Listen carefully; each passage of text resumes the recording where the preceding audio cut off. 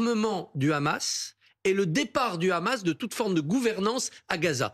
Donc, Emmanuel Macron s'engage à reconnaître une Palestine qui aujourd'hui n'existe pas et qui sera demain les territoires palestiniens reconstitués sous une autorité unique, celle de Mahmoud Abbas et de l'autorité palestinienne. Autant vous dire que le chemin est encore long pour que les différents territoires palestiniens soient réunis sur cette autorité unique après libération de tous les otages et cessez-le-feu. Donc c'est à la fois un moment diplomatique extrêmement fort. Il y aura en septembre à l'Assemblée générale des Nations Unies ce moment très fort, mais il est adjoint de toute une série de conditions, de si qui vont être très très longs à remplir. Ça permet aussi à Emmanuel Macron de reprendre le fil de l'engagement pérenne de la France depuis le général de Gaulle, c'est-à-dire les deux États. La France considère que la seule solution pour la paix au Proche-Orient, c'est deux États vivant côte à côte, en sécurité et en reconnaissance mutuelle. La Palestine et Israël. Ces derniers temps, beaucoup d'observateurs, beaucoup de spécialistes disent cette solution à deux États, elle est obsolète, elle est morte. On ne peut plus la mettre en pratique. L'Amérique elle-même est traversée de doutes sur cette solution-là et avec Donald Trump, ça s'est aggravé. Emmanuel Macron rappelle que la ligne de la France, ça reste deux États et que cette reconnaissance en pointillé, en filigrane, sous condition de la Palestine, participe de cette remise en route de la solution à deux États. Donc c'est plus qu'un symbole, c'est aussi un outil diplomatique, c'est comme ça que la France le conçoit? Oui, c'est plus qu'un symbole, c'est un outil diplomatique, d'autant plus qu'il est appuyé sur l'Arabie Saoudite. Parce que cette initiative, elle est conjointe, et d'ailleurs il le rappelle au début de sa lettre à Mahmoud Abbas, il dit, à l'allure des engagements que vous avez pris auprès de la France et de l'Arabie Saoudite. Demain, il y a une réunion tripartite, Berlin, Londres, Paris, pour déterminer des actions humanitaires pour que assistance soit portée à la population des Gazaouis. Et donc, on est dans un bloc diplomatique complexe. Par ailleurs, la France sait qu'elle ne peut rien dans cette région sans entraîner le reste de l'Europe, convaincre ses partenaires, et puis sans avoir un dialogue avec les États-Unis. Ça relance complètement un outil diplomatique qui était mis en question sérieusement depuis un certain temps.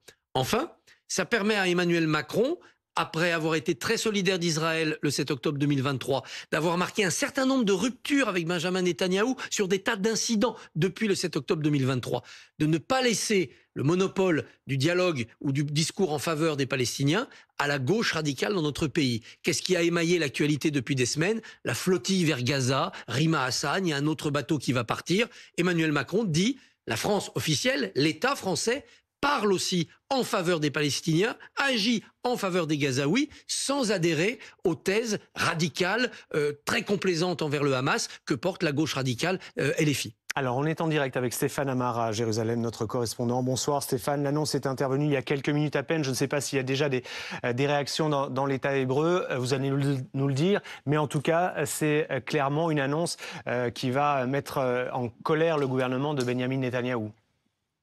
Oui, absolument. Je n'ai pas connaissance de réaction immédiate après cette annonce, mais Israël avait déjà réagi à cette intention de la France de reconnaître l'État palestinien et avait réagi extrêmement durement. D'abord, les responsables israéliens estiment eh bien, que c'est une prime, une récompense attribuée au Hamas pour ses actions du 7 octobre, puisque cette décision est prise malgré tout après le 7 octobre, alors que le Hamas a montré que pour lui, la solution à deux États, bien sûr, était exclu puisque il a commis ces massacres et envahi une partie d'Israël qui est reconnue internationalement.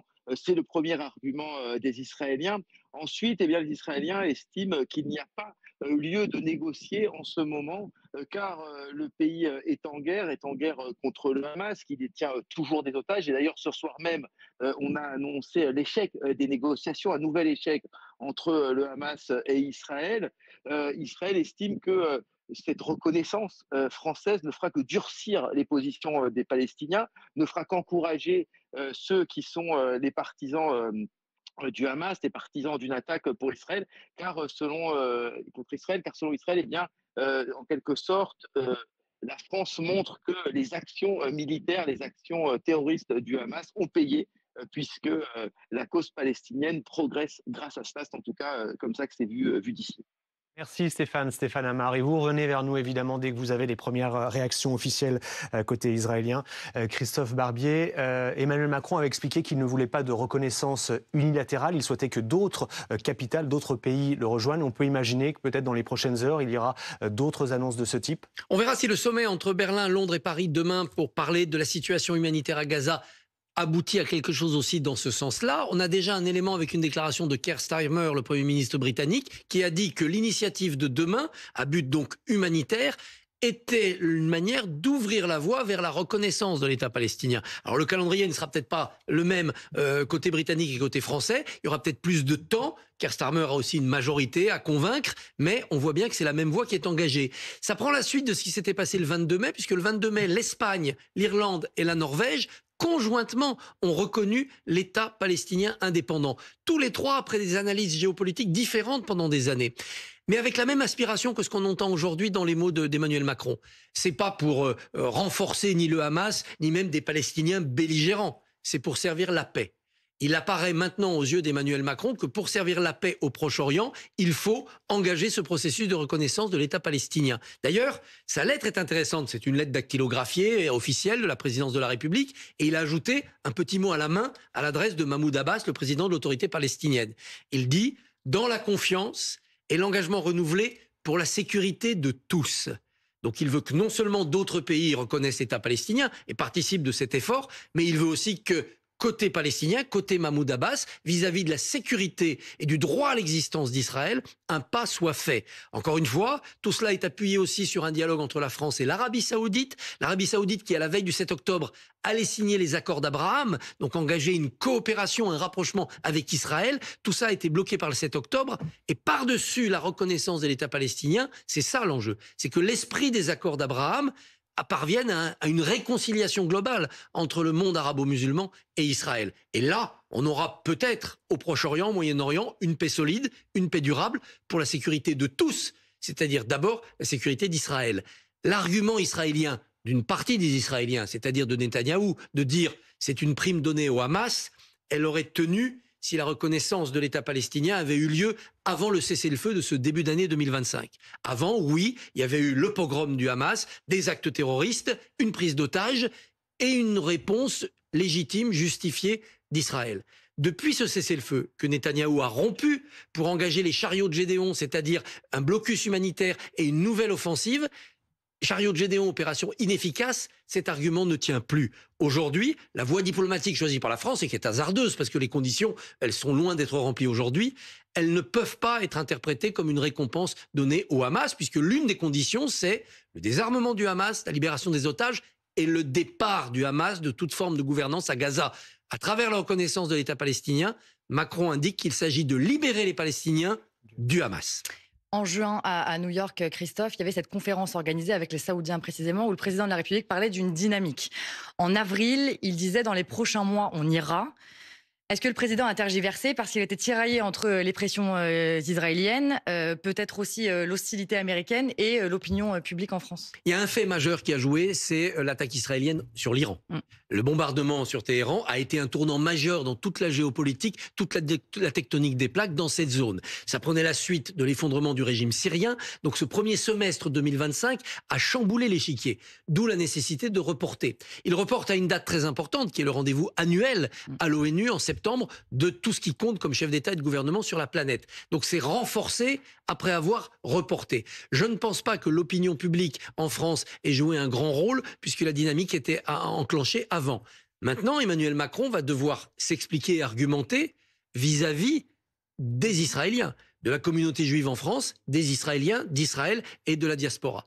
Il doit faire la pédagogie de cette décision française. Sinon, il va très vite faire l'objet d'une récupération par la gauche radicale en France qui va dire que Emmanuel Macron et sa décision, c'est en fait une sorte de prise de guerre de cette gauche radicale qui aura amené Emmanuel Macron dans le bon camp, c'est-à-dire le leur. Il faut qu'il fasse attention à cette récupération-là. Il y a une hostilité des États-Unis, d'Israël, évidemment. Bien et sûr. ça va changer la donne diplomatique dans les prochaines semaines. Bien sûr, c'est un bras de fer de plus entre l'Europe, et notamment la France, et les États-Unis. Donald Trump avait pris une décision très forte il y a quelques années, c'était de mettre l'ambassade des États-Unis non plus à Tel Aviv, mais à Jérusalem. C'était une manière pour lui de montrer sa solidarité avec Israël, et notamment avec Netanyahou. Ça, c'est un signe très fort. La France maintient son ambassade à Tel Aviv.